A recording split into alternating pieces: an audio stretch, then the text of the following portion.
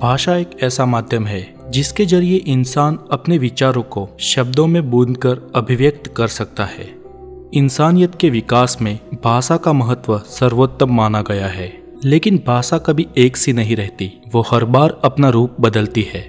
हम आज जो भाषा बोलते हैं, प्राचीन समय में इस तरह से वो नहीं बोली जाती थी। भविष्य में भी हमारी भाषा हम आज जो बोलते हैं उससे भिन्न तरीके से बोली जाएगी। भाषा के संवाद और शब्दों में हमेशा फेरफार होता रहता है और एक भाषा दूसरी भाषा के शब्दों को अपनाकर या नए शब्दों की रचना कर विकसित या परिवर्तित होती रहती है। तो चलिए आज जानते हैं भविष्य में हमारी आज की भाषाओं का रूप कैसा होगा।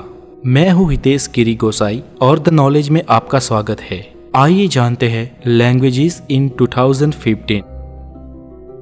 दोस्तों याद रहे कि यहाँ पर बताई हुई एक एक बातें रिसर्च और दस्तावेजों पर आधारित है, जो वैज्ञानिक कैलकुलेशन के आधार पर भविष्य में होने वाले भाषा के फेरफारों को दर्शाता है।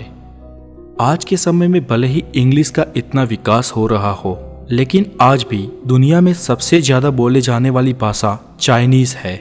उसके बाद स्पेनिश दूसरे नंबर की सबसे ज्यादा बोले जाने वाली भाषा है और इंग्लिश का नंबर तीसरा आता है।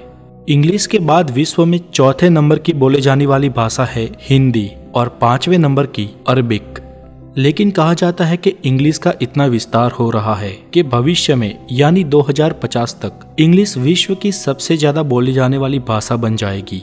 उसके बाद दूसरा नंबर स्पेनिश का हो सकता है, तीसरे नंबर पर चाइनीज रहेगी और चौथे नंबर पर हमारी हिंदी भाषा की ही मोनोपोली बनी रहेगी। आज के दौर में हिंदी 18 करोड़ लोगों की मातृभाषा है और 30 करोड़ लोग ऐसे हैं जो हिंदी को अपनी सेकंड लैंग्वेज के लिए उपयोग करते हैं।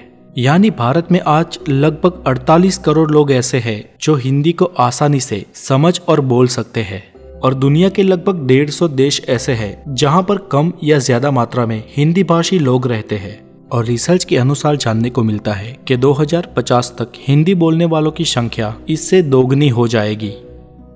ये तो हुई 2050 तक की बात, लेकिन अगर हम उससे आगे की सोचें तो भविष्य में आज जो हम भाषा बोलते हैं उसमें से एक भी भाषा का अस्तित्व नहीं होगा।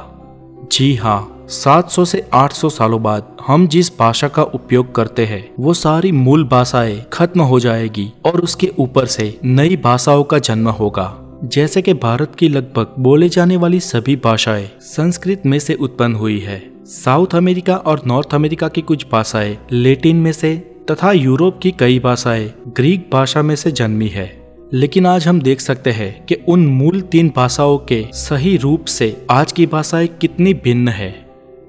आज से लगभग 300 या 400 साल पहले नाइस शब्द को खराब कहने के लिए उपयोग किया जाता था। मतलब आज हम अच्छी चीज के लिए हमेशा नाइस शब्द का उपयोग करते हैं, उसके बदले पहले बैड या अगली कहने के लिए नाइस को उपयोग किया जाता था। लेकिन लगभग 300 सालों बाद नाइस शब्द का पूरा रूप ही बदल गया।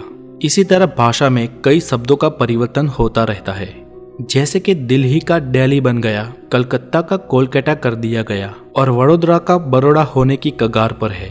इसी तरह भविष्य में भी कई पुराने शब्दों के स्थान पर नए शब्द अपनी जगह लेंगे। खैर 2050 तक हमारी आज की भाषाओं में कुछ खास परिवर्तन तो नहीं होगा, लेकिन उसके बाद के भविष्य में हमारी आज की भाषाओं से तद्दन ही भिन्न भाषाएं बोली जाएगी। अब हमारी आने वाली पीढ़ी इसे किस रूप में ढालती है इसके बारे में तो कोई नहीं जान सकता, लेकिन ये बात तय है कि भाषाएं अपना अस्तित्व और अपनी पहचान बदलती रहेगी। कई सारी नई भाषाओं का जन्म होगा तो कई सारी भाषाएं लुप्त होने की कगार पे आ जाएगी।